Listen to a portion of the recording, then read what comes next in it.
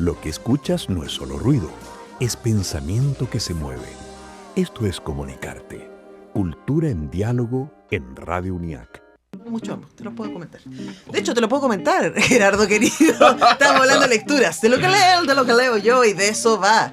Deberíamos como callarnos hasta que empiece, porque nos vemos y empezamos a hablar del libro al tiro. Entonces como que adelantamos programa, pero... Bueno, no solo hablamos del libro con Gerardo, pero claramente sí lo hacemos los lunes en nuestro panel. ¿Cómo estás, queridísimo Gerardo Jara? ¿Sobreviviste a abril? Sobreviví a abril, bueno, me dejó a medio morir saltando, como arrastrándome por el suelo, pero se sobrevivió a duras penas, pero bacán. ¿Y tú, abril? Abril es el mes del libro y tú tuviste La inquieta es muy inquieta. Y es que aparte, yo creo que ahora todo el mundo está teniendo...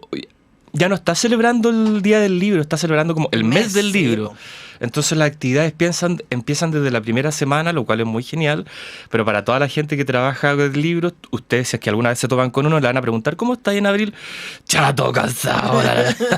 Pero es normal. ¡Qué lindo! ¡Pero qué terrible! Claro, uno siempre cuando le pregunta como al anfitrión de una casa cómo está en plena cena o lo que sea, va a estar estresado, entonces como un poco lo mismo. Pero qué lindo que esté pasando. Sí, acércate al micrófono, amigo. Voy a acercar. No, acércate al micrófono mismo. Ahí sí, ya. Que no tengas que hacer tú tan chueco. Claro, como... Oye, tenemos un montón de libros y de hecho tú traes con dos que yo les tengo muchas ganas. Sí, el primero, o sea, ahora no sabía cómo hilar mucho el programa de hoy día, pero yo creo que debe ser como artes varias pasadas a los libros. Y lo digo empezando, por ejemplo, con Marisol García.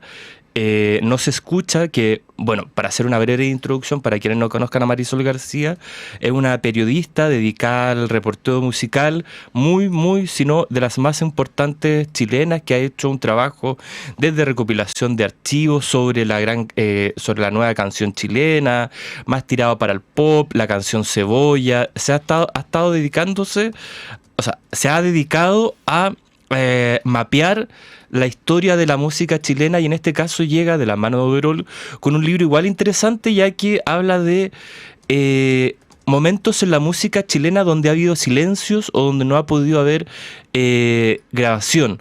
Esto igual es no sé qué pensáis tú de alguien que se dedica a la música y se preocupe en este caso precisamente de lo que no se escucha o lo que no se graba.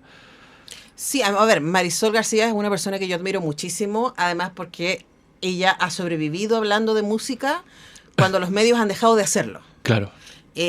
Marisol ha escrito para medios súper grandes y súper importantes, y ella misma nos ha ido contando a través de sus redes sociales o en conversaciones cómo cada vez hay menos espacio para la cultura en general, incluso para la música, que uno podría pensar que es una expresión tan popular, y ella ha escrito mucho sobre la popular. Yo creo que son las cosas que yo más admiro de su trabajo, que ella no... Yo creo que me voy a lanzar con una hipótesis radical, pero no estoy segura si el movimiento de neobolero chileno tendría tanta fuerza sin su libro Canción Cebolla.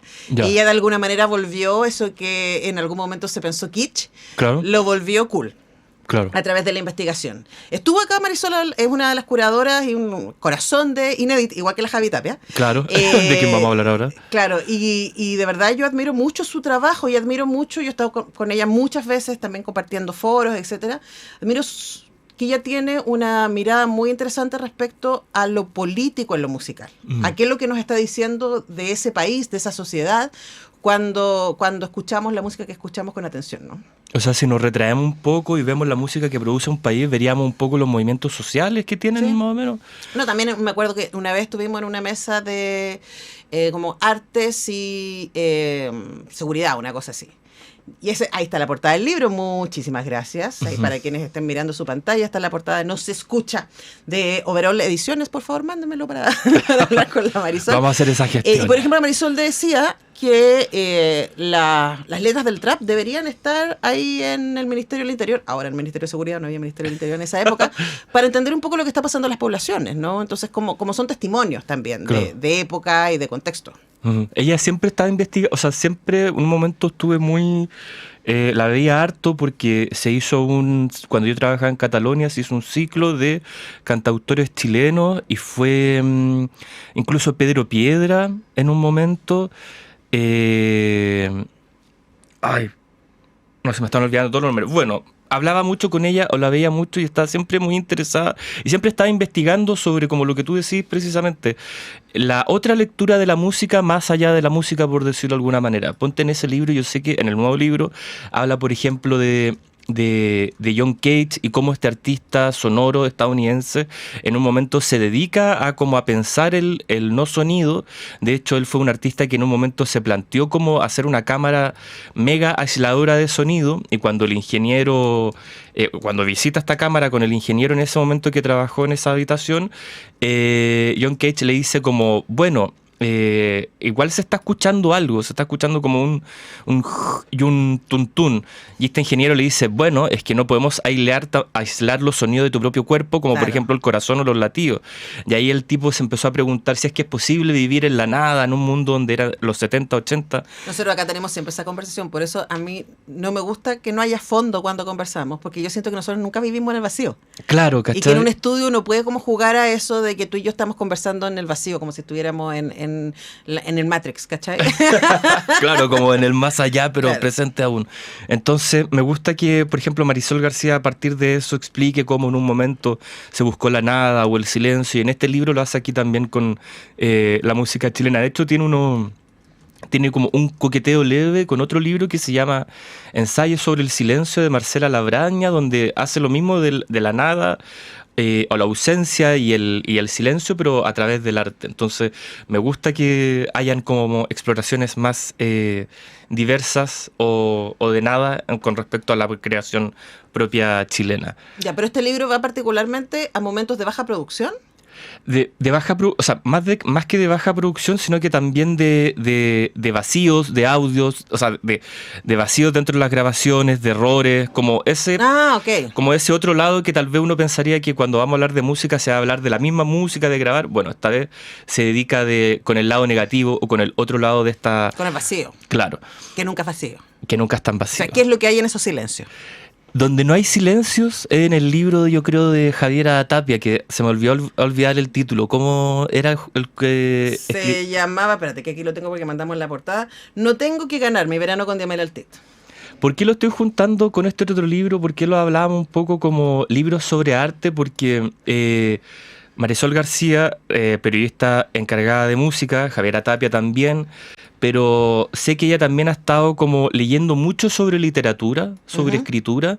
Entonces es interesante cómo ver que estas personas dedicadas a algo salen de su lugar común tal vez, o sea, de un lugar seguro, y vienen a estos otros territorios, que en este caso es Javiera Tapia visitando todo un verano a Diamela Altit, entrevistándola. Y es interesante ya que podría ser una investigación, podría ser un perfil, pero yo creo que para alguien tan tal vez hermético como Diamela Altit, ya que ella es muy escueta, muy seria, intelectual, chilena, dedicada en un principio también a la performance, arraigada al grupo CADA, que era este grupo de avanzada de artistas en los 70, 80 en dictadura, que después se dedicó ya full a la literatura y al estudio y a la escritura de ensayos dedicados al arte y a la literatura. En un momento yo hablé con Javiera y le dije, oye, ¿qué onda este libro? ¿Qué pretendí?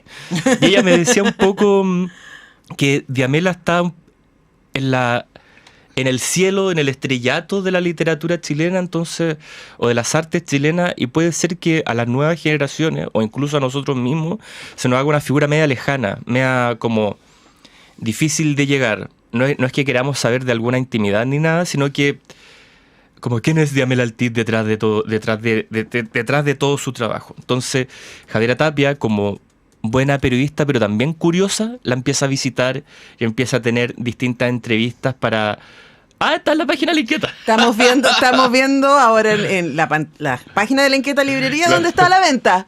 ¿Dónde está venta? Pero es, ¿no tengo que ganar o no tengo que ganar? Mira.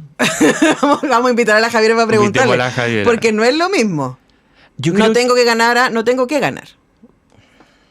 Yo creo que debe ser, no tengo que ganar. Como no tengo que llegar de las primeras, pues ni siquiera lo he leído, lo tengo como en mi velador de la casa, porque llegó recién la semana pasada a la librería. Pero lo que me está interesando el libro, por lo que quería como traerlo también a la conversación, es de estas actitudes, un poco trabajos de mediación con respecto a los mismos artistas Sí. o a la cultura en general. Igual yo debo decir que incluso cuando ya llevaba, no sé, 10 años haciendo periodismo cultural, una cosa así, la primera vez que entrevisté a la Diamela tenía mucho susto. Sí, la he entrevistado muchas veces desde ahí, pero la primera vez tenía mucho susto. ¿La dura? Sí. ¿Cómo era en ese tiempo? Porque hoy día, te juro que ya, o sea, no es que sea como una especie de monstruo que uno no se pueda acercar a ella, pero ya pasó un montón de carrera, ya tiene un montón de cosas, entonces... No, pero en ese momento ya era doña Diamela Ortiz Premio Nacional, ¿o no? No, todavía no ganaba el Premio Todavía Nacional. no lo ganaba, Pero era doña como, Diamela Ortiz. era como esa gente que tú sabes que tienes altas posibilidades de comportarte estúpidamente. ¿Cachai? Porque es tan inteligente, que tú decís, puede ser una estupidez. Yo creo que ella y Alfredo Castro son los entrevistados que más me han dado susto. Y la primera vez que entrevisté a Alfredo Castro, por eso me acordé, fue a partir de una obra basada en un texto de Diamela Ortiz. ¿La dura? Sí. ¿Y cómo fue en particular con Diamela? ¿De qué y fue un poco la entrevista? Creo que, no sé si la primera fue la que hicimos para... porque tuve suerte. La primera creo que fue la que hicimos para el libro, Cuestión de Gustos, donde hay esta serie de entrevistas a escritoras chilenas. Ahora, yo tenía suerte porque ella era auditora de Radio Universidad de Chile. Entonces a mí me ubicaba. Ya. Y fue como... No soy una NN. Y fue muy amorosa. Y después me tocó para una actividad también por Zoom que organizaba Plagio, Santiago en 100 palabras. Claro. Donde me tocó mediar una conversación entre ella y Elena Poniatowska. Toma. Sí, y Poniatowska ya está grande. Y Diamela fue muy generosa conmigo porque me ayudó mucho con ella. Porque obviamente Poniatowska no tenía idea de quién era yo. Claro. Y Diamela fue ella hizo de puente más bien entre las preguntas, ¿no? Así que... Elena Poniatowska, escritora muy importante muy mexicana. importante mexicana. Y está grandecita ya. Pues, entonces, Sí. Bueno, así que me parece súper interesante el ejercicio de la Javi, que también es una periodista súper crítica. Sí. Que ha tenido una mirada también sobre el arte pop especialmente, y la cultura, y qué él dice de nosotros y la sociedad. Y yo creo que es interesante hacer la mediación con Diamela, porque puede ser intimidante sus libros, no solamente También, ella. que son complejos, tienen una propuesta estética, tienen una razón de ser, o sea, se desarrollan artísticamente en sí mismos. Entonces, claro, puede ser que alguien que tal vez no cache tanto a Diamela llegue a los libros y diga, ¿qué es esto? Pero claro, todo tiene una conjugación y una estructura. Entonces me gusta que Javiera también, como tú bien decías, una muy buena periodista crítica también, o sea, una muy buena periodista crítica de lo que ocurre a su alrededor, pero no tampoco como... O sea, alguien que lee el presente y lo va conjugando con las distintas expresiones artísticas, diga, oye, ¿sabéis qué? Me interesa mucho Diamela. No sé si estoy como llegando a acercarme tanto a ella, pasemos, o sea, a ella, a su obra, a su manera de pensar. Entremos entonces en ella o visitémosla todos los veranos para saber qué onda su mente y también qué onda su persona. Yo encuentro que esto igual es interesante porque se asemeja mucho a cosas, a una práctica que se hace en Argentina de escritores, ya que Javiera también es autora y ha escrito 2 libros, bueno, con 3, es difícil hacer cosas fáciles, y también Amigas de lo Ajeno, de Planeta, entrevista a cantautoras chilenas actuales, pop, diga...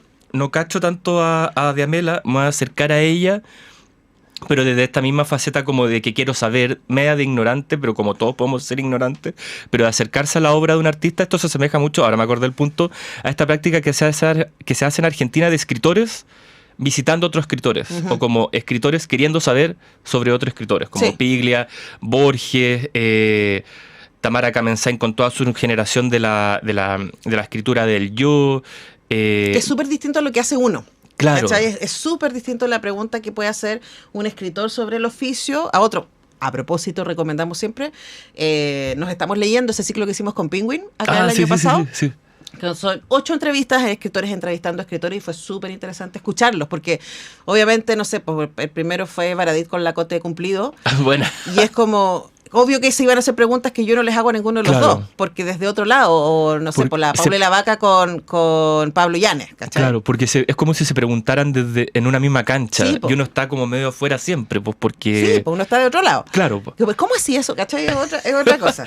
Ya, y tenía otro más. Tenía el último también, que un librín muy breve que leí No, espérate, en la foto que le mandé, ahora me acordé, de un escritor muy breve, que escribe muy de a poquitito, pero me gusta porque es como si solo escribiese cuando tuviese buena idea, no es como que escribe por escribir, aunque creo que también escribe mucho diariamente, que es Gonzalo Mayer, escritor chileno, que ahora acaba de publicar un librín que se llama Hong, por Eterna Cadencia. Ahí en la página de La Inquieta obviamente lo pueden ver y comprar, y que Hong se refiere a Hong Sang-soo, que es un director de cine surcoreano y que es muy famoso por casi que publicar, nada que ver, estrenar 2 a 3 películas al año. Él filma, y todas sus películas son personajes, hombres medio tarados, mujeres media ni ahí, harta discusión sentimental o personal, harta toma en la calle como muy cotidiana, graba. Y Mayer se pregunta, ¿qué hay de especial en alguien que graba, publica, o sea, estrena, y ninguna recibe tanto reconocimiento, pero la gente que es fanática de este cineasta las ve. Creo que en el Festival de Cine Valdivia siempre se estrena 1 o 2 películas de él, siempre están todos los festivales como leseando, y él se pregunta, o sea, Gonzalo Mayer hace una pregunta súper linda, ¿qué hace alguien, qué hace un cineasta que al parecer filma todo a cada rato? ¿Se parece entonces a un escritor que está escribiendo todo el día? ¿Qué tiene de importante, o qué es lo importante que puede escribir alguien que está poniendo la atención a lo cotidiano todo el día? Y ahí hay una bonita pregunta, porque termina preguntándose también por la situación de los libros hoy en día. ¿Tenemos que escribir algo bacán siempre? ¿Algo importante siempre que sea? ¿Tenemos que publicarlo todo? Tenemos que publicarlo todo, ¿cachai? ¿O qué pasa cuando tenemos estas grandes artes pero lo llevamos a lo cotidiano? Entonces eso es como la pregunta bonita que creo que se hace a Gonzalo Mayer con respecto a este cine que también trata sobre lo cotidiano, que en verdad tal vez no necesitamos grandes historias, sino que personajes que se puedan asemejar a nosotros. El mismo Gonzalo llega y escribe en su libro que la mayoría de sus títulos publicados no pasan las 100 páginas, son libros chiquititos que de hecho se publican la mayoría se publica en una editorial española que se llama Minúscula. Y creo que es lindo que alguien hoy en día, cuando todo tiene que ser como plata, sueldo, o sea, que está bien, las cosas tienen que sobrevivir de alguna manera, pero que está bien que alguien se preocupe de lo no grandioso, como de lo no muy importante, sino que de lo chiquitito, de lo sutil, de las conversaciones diarias, de las peleas medio absurdas que al final... Yo te diría, depende. ¿Depende de qué? De cómo lo cuentes, ¿cachai? Porque yo he sido obviamente. jurado demasiadas veces de festivales de cine y es como, ¿pero por qué estoy viendo esta historia? Claro. Luego, no sé, pues viene Wim Wenders y te hace... ¿Cómo se llama? Un día normal, un día cualquiera. Sí, lo voy a buscar cómo se llama porque se me olvidó, pero amo esa película. Y claro, y lo hace con un nivel de belleza. Entonces, claro, yo creo que quizás la pregunta tiene que ver con... Perfect Day se llama. Tiene que ver con... ¿Por qué tengo que contar esto? A mí me pasa muchísimo. Es como viendo películas para festivales o incluso para comentarlas acá. Es como, ¿pero por qué estoy viendo esto? ¿Por qué me debería interesar este personaje? Ahí yo creo que... ahí es donde yo creo que entra el aire. O sea, el arte. Sí, po. Porque el mensaje es como cualquier otro... pero la manera debe ser, la manera en la que ocurre Perfect Days es la que la hace ser grandiosa. Y un poco en Hong de Gonzalo Mayer, la sencillez, la sencillez sin ser como pobre, me refiero en la escritura de Gonzalo, porque es un hombre que lee muchísimo, es muy... tiene mucho bagaje de lectura y de escritura dentro de sí mismo, pero igual, de nuevo, rescato que se preocupe por lo mínimo, pero obviamente lo hace con una sutileza bella, rescatando también lo burdo o también sarcástico y medio ridículo que puedan tener nuestras metas pequeñas.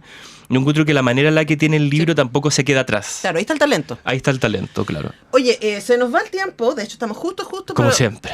Pero yo tengo una cosa que recomendarte, además, como avisar, hablando de libros que hablan del trabajo de otros autores. El miércoles va a venir acá al estudio Ana María Mesa, que es una investigadora, sí. Profesora, una genia. Yo la entrevisté por su libro anterior.